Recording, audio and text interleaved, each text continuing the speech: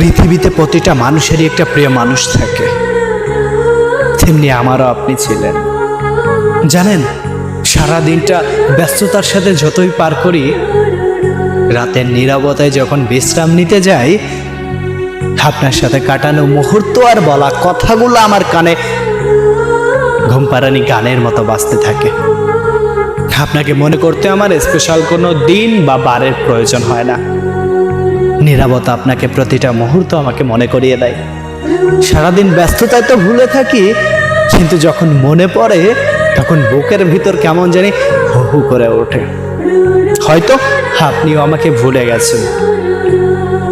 নারী নাকি অন্য পুরুষের ছোঁয়া পেলে তার অতীত সবকিছু ভুলে যায়।